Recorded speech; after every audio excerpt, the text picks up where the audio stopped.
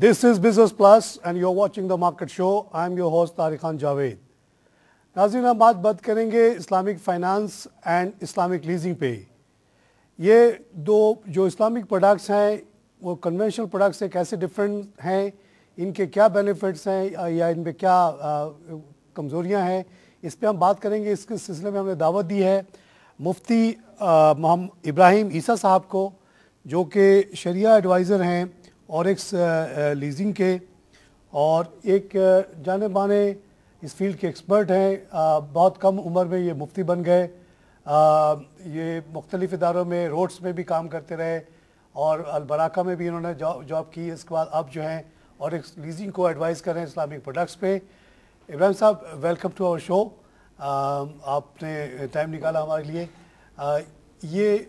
मेरे नाज़रीन, हम लोग ये समझना चाहते हैं कि एक इस्लामिक फाइनेंस, इस्लामिक लीजिंग में क्या चीज़ें हैं, किस तरह से ये इस्लामी बन जाती हैं, एक कन्वेंशनल प्रोडक्ट और इस्लामिक प्रोडक्ट में क्या फ़र्क है, किस तरह हम इंटरेस्ट से बच जाते हैं, इस पर अगर आप थोड़ी रोशनी डालें तो मेहरबानी होगी। बिस्मिल्लाहिर्रहमानिर्रहीम, नहमदु व नुसल्ली अला रसूलिहिल करीम। सबसे पहले तो मैं आपका भी शुक्रगुजार हूँ कि आपने मुझे इनवाइट किया और इज़हार ख्याल का मौका दिया। आपने जो सवाल उठाया है बहुत अच्छा सवाल है और इस वक्त माशरे की ज़रूरत है, इस्लामिक फ़ाइनेंस एक मुसलमान माशरे की ज़रूरत है।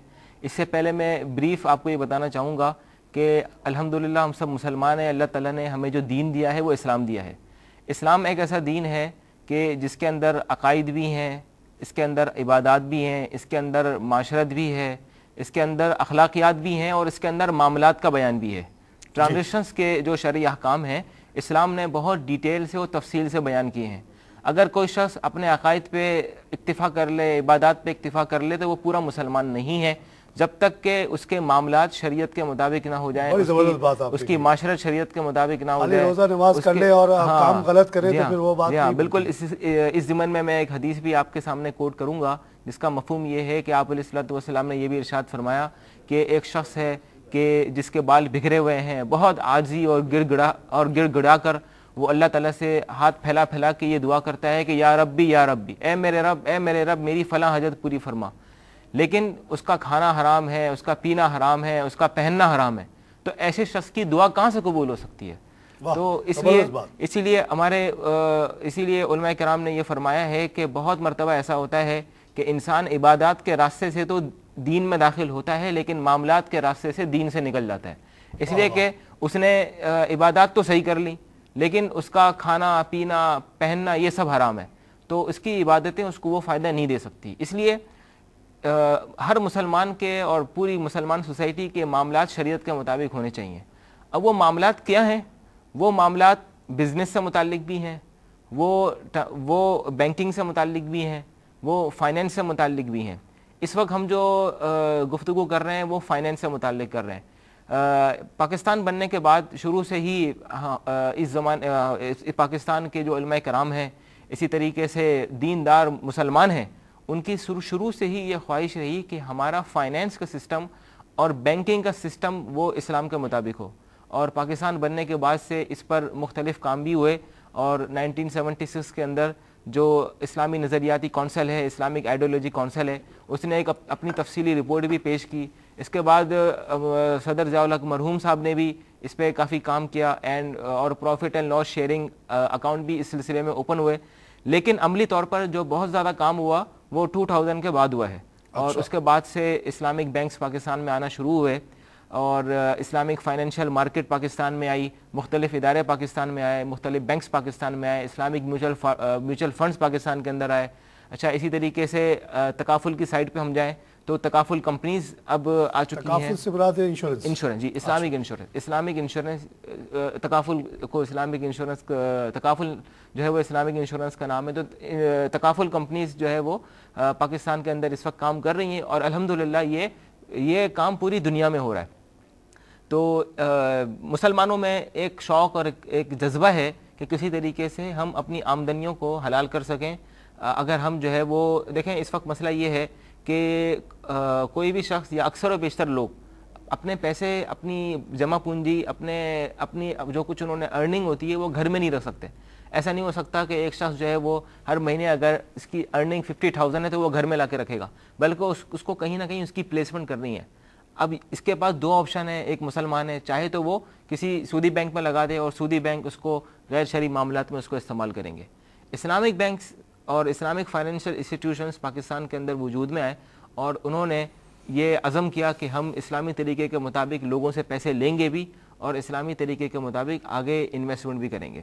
تو یہ دو طریقے ہوتے ہیں اسلامک بینکس کے اندر، یا ہم یہ کہہ سکتے ہیں کہ دو سائڈس ہیں، ایک لائبلٹی سائڈ ہے اور ایک ایسٹ سائڈ ہے۔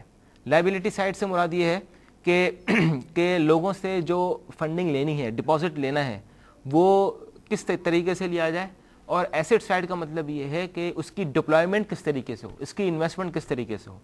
تو جہاں تک لائبلٹی سائڈ کا تعلق ہے تو اسلامی بینکوں کے پاس اس سلسلے میں جو مشہور پروڈکٹ ہے وہ مزاربہ کی بیسس کے اوپر ہے۔ مزاربہ جی، میم ذات الف را با ہاں، یہ مزاربہ عربی زبان کا لفظ ہے جس کا مطلب یہ ہوتا ہے کہ ایک شخص کا سرمایہ ہے اور دوسرے کی محنت ہے۔ ایک شخص کا سرمایہ ہے اور دوسرے کی محنت ہے۔ ایک شخص دوسرے کو پیسے دیتا ہے اور کہتا ہے کہ میرے سرمایہ سے آپ تجارت کریں، کاروبار کریں، خرید و فروخت کریں، اور جو نفع ہو وہ ہم آپس میں رضامندی سے ایک پرسنٹیج طے کر سکتے ہیں، 50-50، یعنی حاصل ہونے والے نفع کی ایک پرسنٹیج طے کی جا سکتی ہے۔ تو اور نقصان جو ہوگا وہ رب المال کا ہوگا۔ رب المال کا مطلب ہوتا ہے جو کیپٹل پرووائڈر ہے۔ تو یعنی جب اگر لاس ہوگا تو کیپٹل پرووائڈر کا لاس ہوگا، اور پروفٹ ہوگا تو جو مینیج کر رہا ہے اس کو آدھا یا جو شیئرنگ آپس کی رضامندی سے کتنا ہوتا ہے، 50 ہوتا ہے یا کم ہوتا ہے؟ دیکھیں جو مینیجر کو اس میں جو ہے نا وہ ڈیپینڈ کرتا ہے آپس کے ایگریمنٹ کے اوپر۔ آپس کا ایگریمنٹ کیونکہ آپ نے ایک سائڈ تو کہہ دیا کہ اگر لاس ہوا تو پورا گیا بیچارے کا وہ ایز اے ڈپازٹ۔ لاس میں ایک چھوٹی سی بات آپ سے اور شیئر کرنا چاہوں گا کہ لاس میں اس طریقے سے ہوتا ہے کہ پہلے یہ دیکھا جاتا ہے کہ لاس کیوں ہوا۔ اگر لاس اس وجہ سے ہوا کہ جو ورکنگ پارٹنر تھا، یعنی جو ورکنگ کر رہا تھا پیسوں سے، اگر اس کی کوئی نیگلیجنس ہے، اس کا مس یوز ہے، تو سارے لاس کا ذمہ دار وہی ہوگا۔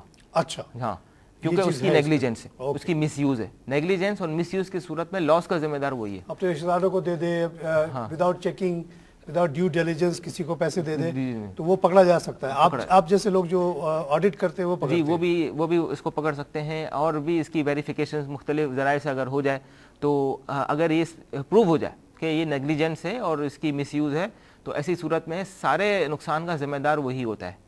لیکن اگر اس کی نیگلیجنس نہیں تھی، مارکیٹ موو کر گئی، جینوئن لاس تھا، بزنس لاس تھا، تو ایسی صورت میں نقصان کیپٹل پرووائڈر کا ہوگا۔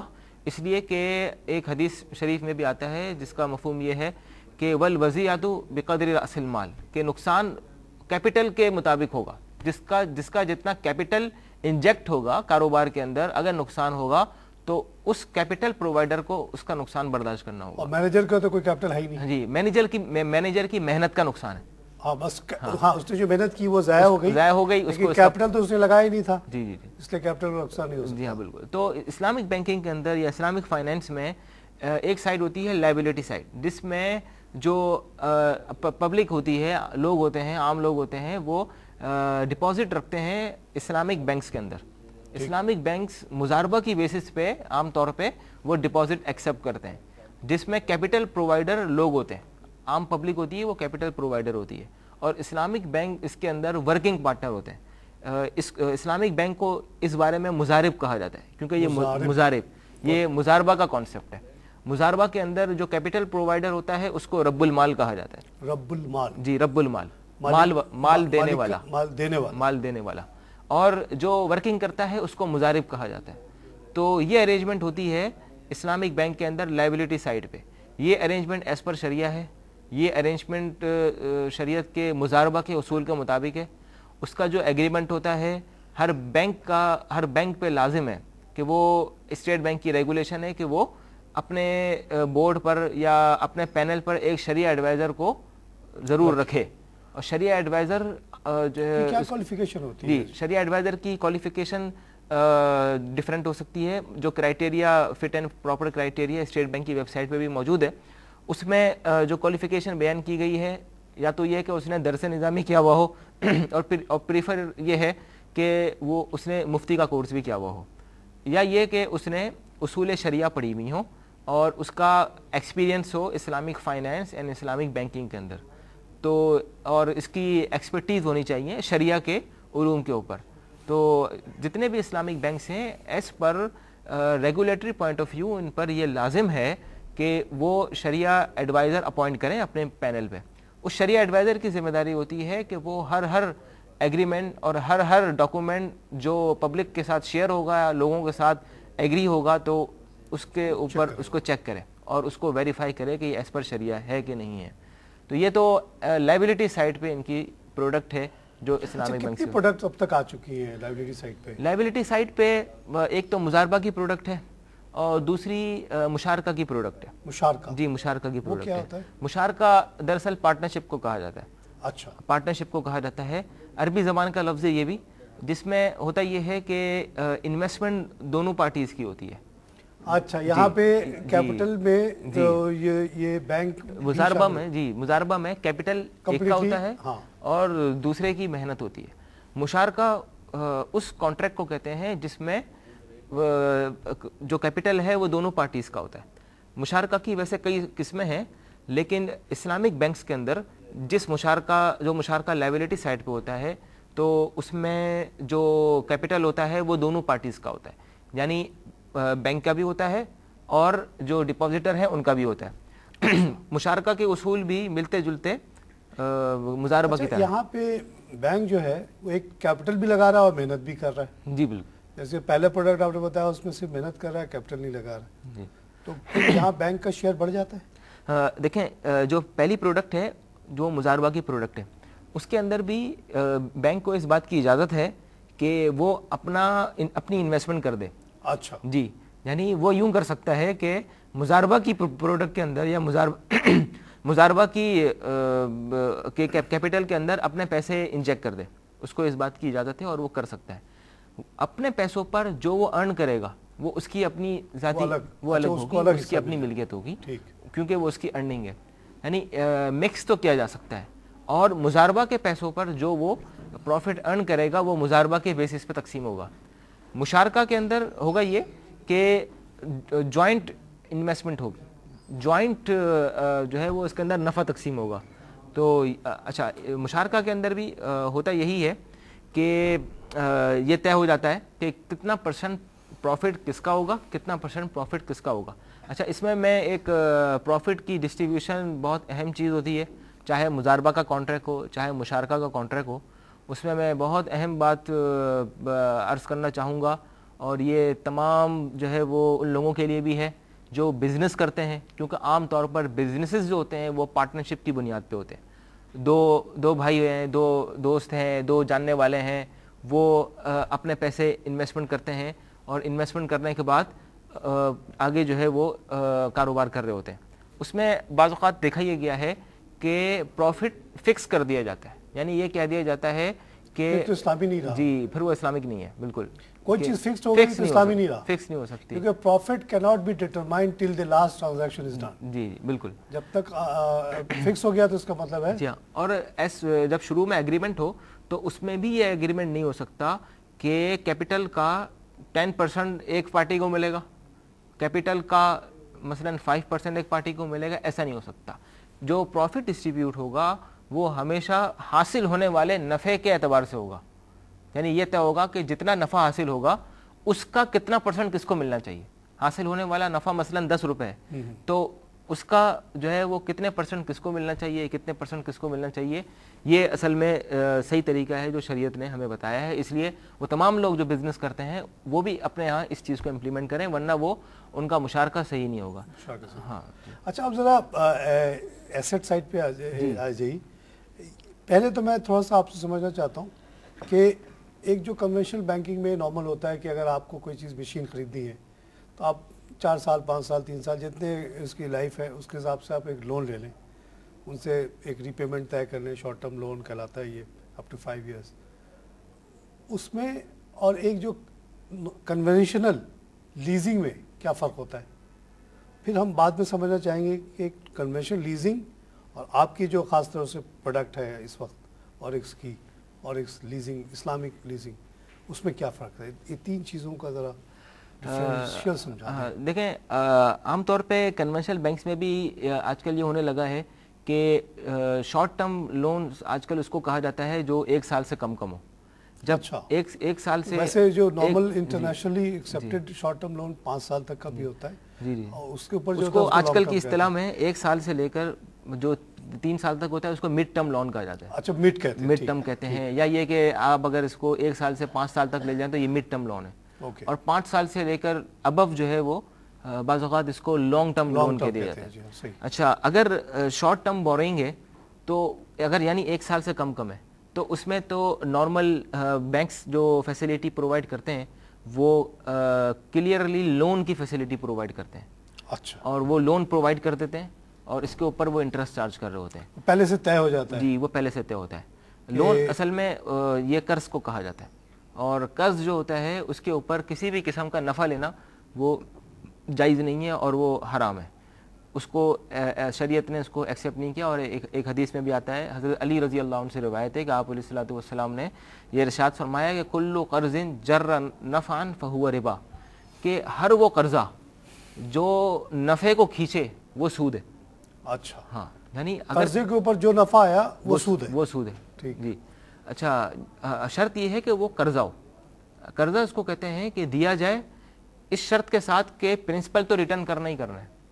اگر ایک اچھا، ہاں، چاہے کچھ بھی ہو، ہاں، پرنسپل دینا ہے اور اتنا سود بھی دینا ہے۔ ہاں، اتنا سود دینا ہے، تو یہ قرضہ ہے۔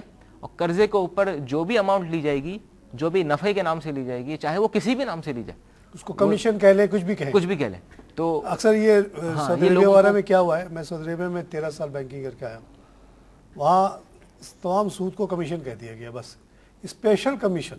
بھائی اسپیشل کمیشن کیا ہوتا ہے؟ پتہ چلا ایگزیکٹلی وہی ہے جو سود ہے۔ جی جی جی، نام بدلنے سے کیا ہوتا ہے؟ اللہ میاں کو آپ بیوقوف بنا رہے ہیں، کس کو بیوقوف بنا رہے ہیں؟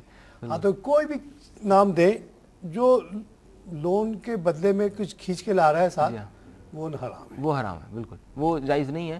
اچھا، تو لیزنگ میں کیوں جاتے ہیں لوگ؟ لیزنگ کا کیا ایڈوانٹیجز ہیں ورلڈ وائڈ اور خاص طور سے پاکستان کے سے جو ٹیکس وائز کیا فرق پڑتا ہے؟ لیزنگ جو ہے وہ پروڈکٹ ایسی ہے کہ جس کے اندر آپ کو یہ پتہ ہوگا سب کو کہ لیزنگ کے اندر جو ہے وہ اسلامک اس کے اندر گاڑیاں بھی ہوتی ہیں، اس کے اندر۔ مفتی صاحب یہاں پہ ذرا بریک لینا پڑے گا، ناظرین ہم لیں گے ایک چھوٹا سا بریک کے بعد پھر حاضر ہوتے ہیں۔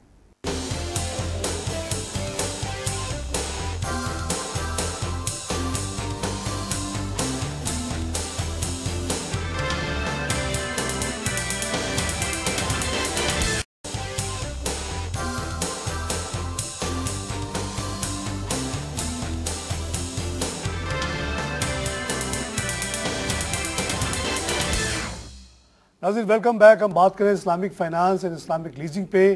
مفتی ابراہیم عیسیٰ صاحب ہمارے ساتھ موجود ہیں، وہ جو کہ شریعہ ایڈوائزر ہیں اور ایکس لیزنگ کے، اور ان کی جو خاص ظاہر ہے ڈویژن ہے وہ اسلامک لیزنگ کی ہے۔ ابھی تک جو انہوں نے پوری ایکسپلین کیا ہے پورا اسلامک بینکنگ، کہ کس طرح سے یہ ڈپازٹ لیتے ہیں، کس طرح سے اس میں رسک شیئرنگ ہوتی ہے اور کوئی چیز ڈٹرمائن نہیں ہوتی، اس طرح سے یہ جو ہے اسلامک صورت بن جاتی ہے according to the norms of Islam. اب ہم بات کرنے لگے تھے ایسٹ سائڈ پہ، اور اس میں بھی ہم سمجھا رہے تھے مفتی صاحب کہ کیا فرق ہے نارمل میڈیم ٹرم لون میں اور ایک نارمل لیزنگ میں، اور اب ہم سمجھنا چاہیں گے کہ اسلامک لیزنگ کیا چیز ہے۔ ابھی تک تو ہم نے بات کر لی لیزنگ اور لون کی، اور اس کا ڈفرنس سمجھا کہ ایک میں آپ قرضہ لیتے ہیں، چیز خرید کے آپ کے نام ہو جاتی ہے، قرضہ دینا آپ کا کام ہے، چیز سے بینک کا کوئی تعلق نہیں رہتا۔ لیزنگ میں یہ ہوتا ہے کہ بینک مالک رہتا ہے گاڑی کا یا جو بھی لیز ایسٹ کا، اور آپ اس کو قسط دیتے رہتے ہیں، اگین وہاں پہ سود وہی ہوتا ہے جو شارٹ ٹرم میں ہوتا ہے۔ اسلامک لیزنگ میں کیا فرق ہے؟ سب سے پہلے تو میں یہ بیان کرنا چاہوں گا کہ کنونشنل لیزنگ میں کیا خرابی ہے اچھا، ایز پر شریعہ۔ اوکے، اور اگر کنونشنل لیزنگ میں ایز پر شریعہ خرابی ہے تو ہمیں اس میں اسلامک لیزنگ کی طرف جانا ہوگا۔ اگر ایز پر شریعہ وہ ایکسیپٹیبل ہے تو پھر ہمیں تو ضرورت ہی نہیں تھی، اسی کو آپ اسلامک کہہ دیتے۔ لیکن مسئلہ یہ ہے کہ جو کنونشنل لیزنگ ہے ایز پر شریعہ، اس میں خرابیاں تو بہت ساری ہیں، لیکن 4 بنیادی خرابیاں اس کے اندر موجود ہیں جو بڑی بڑی خرابیاں اس کے اندر. اچھا ایک بات اس سے پہلے میں یہ کلیئر کرنا چاہوں گا کہ جو لیزنگ ہوتی ہے وہ ہمیشہ ایسٹ بیک ہوتی ہے. اس کے اندر کوئی نہ کوئی ایسٹ ہوتا ہے. جی جی. اس کے اندر یا تو گاڑی ہوگی یا کوئی جنریٹر ہوگا. یہ موبائل خریدنا چاہ رہا ہوں, ہاں میرے پاس پیسے نہیں, میں نے آپ سے کہا کہ جی مجھے یہ خرید کے دے دیں. جی تو ایسٹ تو یہ موجود کوئی ہے ایسٹ ہوگا. اور یہ نہیں ہے کہ آپ مجھے کہیں گے کہ یہ لو پیسے اتنے, نہیں, چیز خرید کے دیں گے آپ. جی بالکل ایسٹ ہوگا. اسی لیے جب یہ ایسٹ بیک ہے, اور شریعت کے اندر بھی جتنی بھی ٹرانزیکشنز ہیں ایسٹ سائڈ پہ وہ ساری ایسٹ بیک ہوتی ہیں. لیزنگ کی پروڈکٹ ایسی ہے کہ اس کو اسلامک کے اندر کنورٹ کرنا بہت آسان ہے, بہت آسان ہے. اسی لیے آلریڈی ایسٹ موجود ہے, آلریڈی ایسٹ موجود ہے, بس معاملے کو اسلامی کرنا ہے. اسی لیے میں ساری لیزنگ کمپنیوں سے اور سارے کنونشنل بینکوں سے, اور جب بھی ان سے ملاقات ہوتی ہے ان سے میں یہی کہا کرتا ہوں کہ آپ کی جو کنونشنل لیزنگ کی جو پروڈکٹ ہے اس کو اسلامک بنانا سب سے زیادہ آسان ہے. آپ کو ڈاکومنٹس میں تھوڑی بہت تبدیلی کرنی, وہ میں آگے عرض کر رہا ہوں. اگر آپ اس کو اوڈی کو یا شارٹ ٹرم لون کو تو آپ نہیں کر سکتے, اس کو نہیں کر سکتے کسی طرح نہیں, کوئی راستہ ہی نہیں ہے. یہاں پہ راستہ موجود ہے. جی بالکل. اس میں تو یہ ایسٹ پہلے سے ہی موجود ہے اور ایسٹ بیک ہوگی. صرف یہ ہے کہ ایسٹ دینے کا جو طریقہ کار ہے اگر وہ شریعت کے مطابق ہو جائے, اور وہ 4 بڑی بڑی خرابیاں جو میں عرض کرنے لگا ہوں اگر اس کو نہ کیا جائے اور اس کے متبادل جو شریعت نے جو راستے بتائے ہیں اس کو اگر اختیار کیا جائے تو یہی چیز شریعت کے مطابق ہو جائے گی. اور اس کو کنورٹ کرنا بہت آسان ہے, اور ایکسپیرینسز ہوئے ہیں اس کے اوپر اور اس کو کنورٹ کیا گیا ہے. تو 4 جو چیزیں ہیں جو بہت بنیادی ہیں وہ یہ ہیں. سب سے پہلی چیز وہ یہ ہے کہ شریعت کی رولنگ یہ ہے کہ جب بھی کوئی چیز کرائے پر دی جائے تو مالک ہونا ضروری ہے اس شخص کا جو کرائے پر دے رہا ہو. یعنی بینک, یہ لیزنگ کمپنی اس چیز کی مالک پہلے مالک بنے, پہلے یہ موبائل خرید کر مجھے دے. جی خرید کر اپنی ملکیت میں دے. اگر خریدے بغیر لیزنگ کانٹریکٹ کر لیا تو یہ ایز پر شریعہ الاؤ نہیں ہے. یہ موبائل بیچنے مجھے لیز کرنے سے پہلے آپ کو ایک ڈاکومنٹری پروف پلس ایک فزیکل پریزنس آف موبائل چاہیے بالکل, کہ آپ کے پاس پڑا ہوا ہے کہ یہ موبائل میری. میں آیا, میں نے کہا جی مجھے موبائل چاہیے. جی بالکل. جی اب بات شروع ہوئی. جی بالکل. یہ نہیں کہ ہوائی طور پہ کہ مجھے پیسے, ایسا نہیں ہو سکتا کہ لیزنگ کانٹریکٹ پہلے کر لیا جائے اور بعد میں مال خریدا جائے, یا یہ کہ کوئی گاڑی خریدنی ہے تو بعد میں اس کی بکنگ کروائی جا رہی ہے. ایسا نہیں ہو سکتا, یہ غیر اسلامی ہو جائے گا. اس لیے کہ مال کا موجود ہونا ضروری ہے. یہ بالکل ایسا ہی ہے جیسا کہ سیل پرچیز کے اندر اگر کوئی سیلر ہے اور اس کی ملکیت میں مال نہیں ہے, وہ بیچے گا تو فراڈ ہو جائے گا. جی وہ تو جائز ہی نہیں ہے اس کے لیے مال بیچنا. کنونشنل سچویشن میں بھی بالکل آپ کوئی چیز بیچ نہیں سکتے جس کا مالک ہی نہیں. البتہ شریعت نے ایک چیز کی اجازت دی ہے اور وہ اسلامک لیزنگ کے اندر وہ ہمارے پاس راستہ موجود ہے اور ہم اس کو یوز کرتے ہیں اسلامک لیزنگ کے اندر. اور وہ یہ ہے کہ جو لیسور ہے, جو مالک بننے جائے گا, وہ پرومس لے سکتا ہے لیسی سے. وہ اس سے وعدہ کر سکتا ہے کہ بھائی کیا آپ مجھ سے یہ ایسٹ کرائے پر لیں گے یا نہیں لیں گے اگر میں ایسٹ ایکوائر کر لوں, اگر میں ایسٹ پرچیز کر لوں. میں آپ کو لکھ کے دوں کہ جی اگر آپ یہ خرید کے لائیں گے تو میں آپ سے لوں گا. جی ہاں, آپ کو بھی یہ گارنٹی ہوگی کہ میں یہ چیز لے کے پھنس نہ جاؤں. جی بالکل. تو یہ پرومس ٹو لیز ہو سکتا ہے, اس میں کوئی مسئلہ نہیں. لیز ایگریمنٹ نہیں ہو سکتا, لیز ایگزیکیوٹ نہیں ہو سکتی, لیکن پرومس ٹو لیز ہو سکتا ہے. اس میں شریعت نے کوئی ہمیں پرومس میں منع نہیں کیا, لیکن لیز ایگریمنٹ کو ایگزیکیوٹ کرنے سے منع کیا ہے. اچھا ایک ایفیکٹ جو پڑے گا اگر لیز ایگریمنٹ اگر ایگزیکیوٹ ہو جائے گا تو اس کا مطلب یہ ہے کہ رینٹل بھی سٹارٹ ہو جائیں گے. اچھا ہاں, رینٹل بھی سٹارٹ ہو جائیں گے, جبکہ پرومس ٹو لیز میں کوئی رینٹل سٹارٹ نہیں ہوگا. اس میں جب آپ مجھے دیں گے اس کے بعد رینٹل وقت سے کرایہ اس وقت سے کرایہ شروع ہوگا. اس سے پہلے میں نے 1 مہینے پہلے آپ سے کہا کہ جی یہ والا موبائل مجھے چاہیے, آپ کو مارکیٹ میں مل ہی نہیں رہا. جب مل گیا تو آپ نے کہا بھائی آ جائیں, آ گیا اب آپ لے لیں. تو 1 مہینے جو یہ گیپ گزرا اس میں there is no payment involved, ایک پرومس ہے, بس ایک پرومس ہے. اگر نہیں ملا تو آپ کہہ دیں گے سوری جی آپ کا مال نہیں ملتا مجھے مارکیٹ میں, we cannot sell you this. Conventional leasing میں یہی پرابلم ہے کہ پہلے دن ہی جو ہے وہ لیز ایگریمنٹ ہو جاتا ہے اور رینٹل اسٹارٹ ہو جاتے ہیں. اب گاڑیاں جو ہے وہ 3 مہینے کی بکنگ پہ, 3 مہینے کے بعد جو ہے وہ گاڑی آئے گی تو 3 مہینے تک کا رینٹل اس میں چل رہا ہوگا, اور 3 مہینے کا رینٹل جو ہے وہ غیر اسلامی ہے اور غیر انصاف کے تقاضوں کو بھی. جب اس آدمی کو گاڑی نہیں ملا تو اس کرایہ کس بات کا دے رہا ہے. جی بالکل. ٹائم ٹو ٹائم یہ لیزنگ کے لوگوں سے, میری جو کنونشنل لیزنگ کے لوگوں سے, ان سے ہم نے ڈسکس بھی کیا ہے, تو بہت سو نے یہ ایکسیپٹ کیا ہے کہ یہ انصاف کے تقاضوں کے بھی خلاف ہے شریعت وہ کی. جب بک کرتے ہیں تو ان کو پیسے جمع کرنے پڑتے ہیں. ہاں یہ مسئلہ ہے اصل ہاں میں, وہاں پہ وہ آؤٹ آف کاسٹ ہو, یہ آؤٹ آف فنڈ ہو رہا ہے. یہ یہاں پہ وہ تکلیف میں آ جائیں گے آپ کی بات سے. جی بالکل, یہ جو انہوں نے بکنگ کے لیے گاڑی کی کمپنی کو پیسے دیے 3 مہینے تک پھنسا رہا, اس کا کیا ہوگا؟ جی بالکل. اصل میں مسئلہ یہ ہے کہ یہ ایک بیسک کانسیپٹ ہے. شریعت یہ کہتی ہے کہ یہ جو پیسہ ہے نا, یہ انڈا دینے والی مرغی نہیں ہے کہ روز انڈا دے, وہ اس کی یہ ذمہ داری نہیں ہے کہ وہ روز انڈا دے. یہ سرمایہ دارانہ نظام سے ہم نے سیکھا ہے کہ جو پیسہ ہے نا اس پہ لازم ہے کہ وہ پیسہ بنائے. شریعت میں ایسا نہیں ہے. 1 سیکنڈ کے لیے بھی سوتا نہیں ہے وہ پیسہ. ہاں اس میں تو یہ ہے کہ وہ 1 سیکنڈ کے لیے بھی سوتا نہیں ہے اور روز اس پہ لازم ہے کہ وہ انڈا دے. حالانکہ اگر کوئی جینون ایکٹیویٹی ہے, genuine risk and reward transfer کیا جا رہا ہے, جینون کوئی ایسٹ ٹرانسفر کیا جا رہا ہے, تو شریعت منع نہیں کرتی کہ آپ رینٹ چارج کریں اور کتنا ہی چارج کریں. اس سے کوئی منع نہیں ہے. آپ کے دونوں کی باہمی رضامندی سے کتنا ہی رینٹ چارج کریں, اس میں کوئی مسئلہ نہیں ہے. لیکن یہ نہیں ہو سکتا کہ یہ جو 3 مہینے کا گیپ ہے وہ بھی اگر باقی پیریڈ میں اگر ایڈ کر دیا جائے تو اس پہ کوئی پرابلم نہیں ہے. اس میں کوئی پرابلم نہیں ہے ایز پر ایگریمنٹ. اس طرح سے وہ لیزنگ کمپنی کو بھی کوئی نقصان نہیں ہوگا اگر وہ یہ سمجھتے ہیں کہ لیسی اس پہ ایگری ہے, لیسور بھی سمجھتا ہے کہ کسٹمر ایگری ہے, تو اس میں پھر یہ ہو سکتا ہے. لیکن بڑی فائن پوائنٹ آپ نے بتائی اور واقعی makes a lot of difference کہ پہلے سے آپ نہیں کر سکتے, بعد میں بھلے آپ تھوڑا بہت ایکسٹرا چارج کر سکتے ہیں. جی لیکن ایگریمنٹ اس میں بھی ضروری ہے, دونوں پارٹیز کا ایگری ہونا ضروری ہے.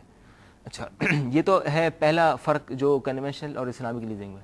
دوسرا فرق یہ ہے کہ شریعت کے مطابق جو ایسٹ ہے وہ اونرشپ میں ہے لیسور کے, تو ownership related risk and reward سارے کے سارے لیسور کو برداشت کرنے چاہیے کیونکہ وہ اس کا اونر ہے. اور جو میں نے آپ سے موبائل لیا, یہ خراب ہو گیا, جی تو ٹھیک کرنا آپ کا کام ہے. دیکھیں خراب جو ہے اس کو ریپیئر کر کے آپ لائیں گے, دیکھیں مجھے فکر نہیں ہے. نہیں, استعمال 2 قسم کے, اگر میری غلطی سے نہیں ہوا, آپ کی غلطی سے نہیں ہوا, اور استعمال کا نقصان نہیں ہے. دیکھیں 2 قسم کے لاس ہوتے ہیں, ایک ہوتا ہے اونرشپ ریلیٹڈ لاس اور ایک ہوتا ہے استعمال سے متعلق لاس.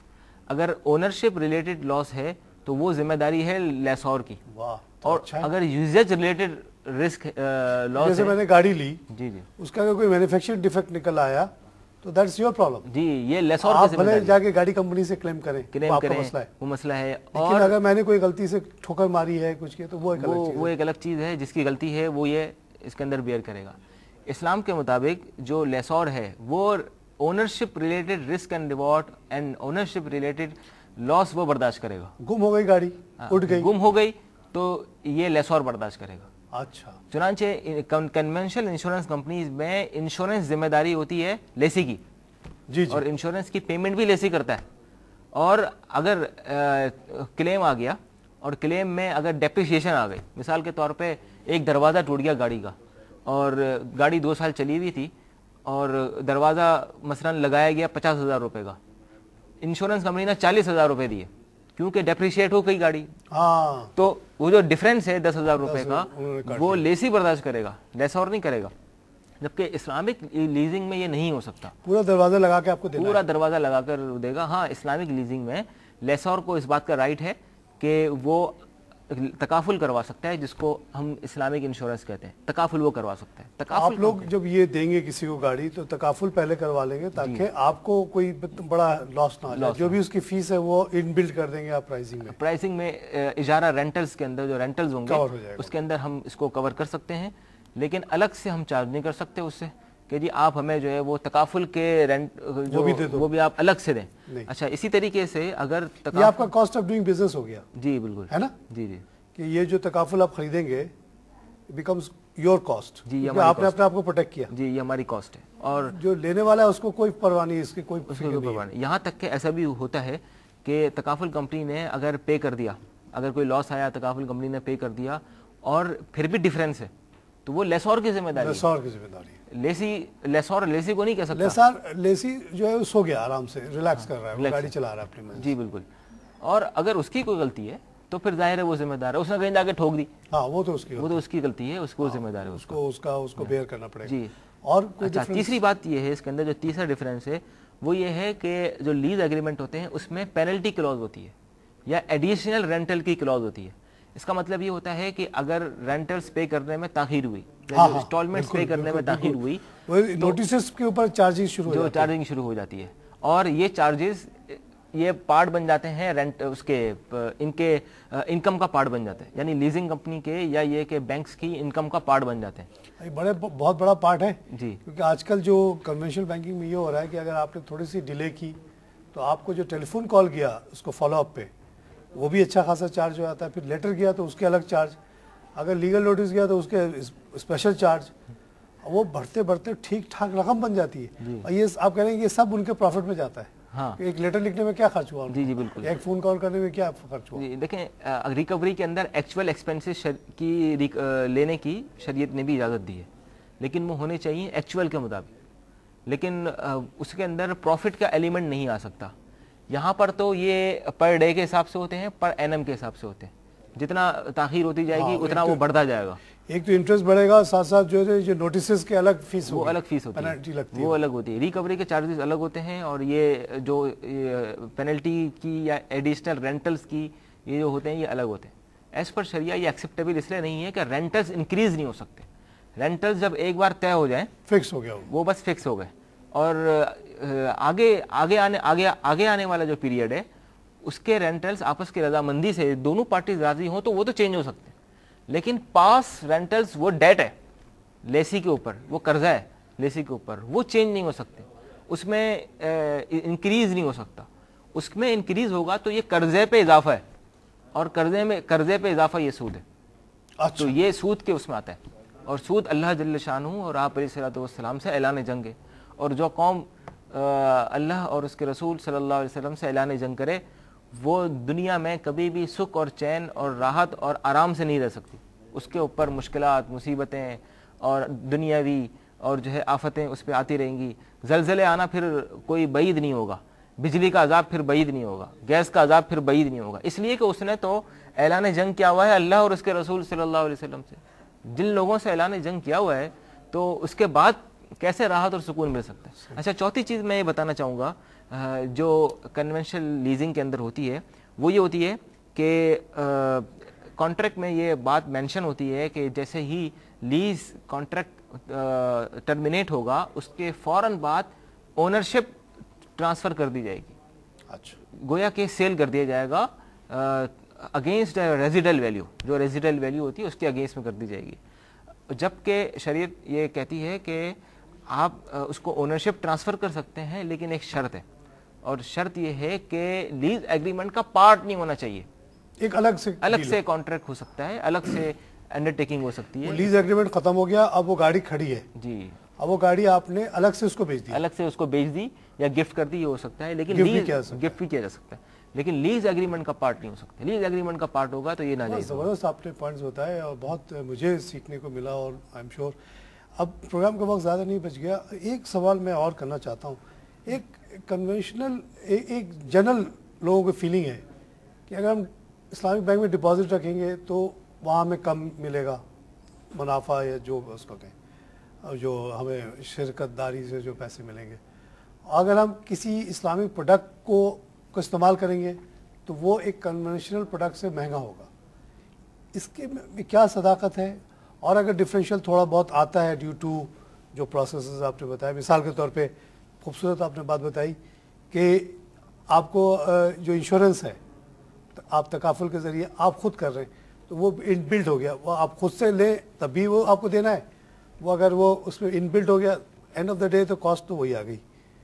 تو واقعی کیا اتنا ڈفرینشیل ہے؟ پہلی بات تو میں یہ بتاؤں گا کہ اگر ڈفرینشیل ہو تب بھی یہ بہت بڑی بات ہے کہ یہ حلال ہے اور وہ حرام ہے، اور کیا بہت زیادہ ڈفرینس ہے؟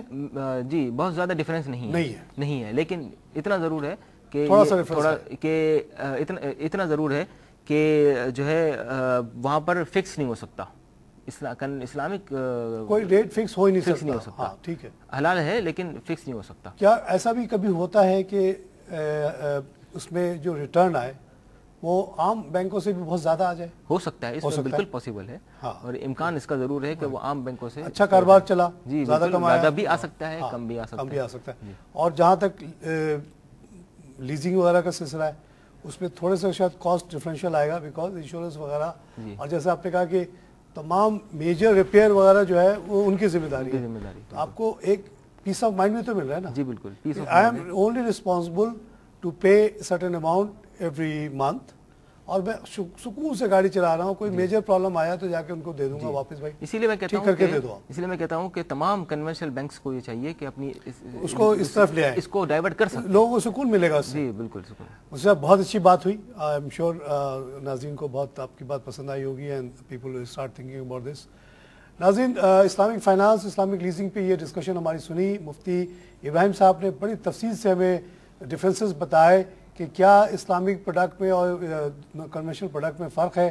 ख़ास तौर से लीजिंग पे उन्होंने जो 4 पॉइंट्स बताए वो नहायत ही खूबसूरत थे।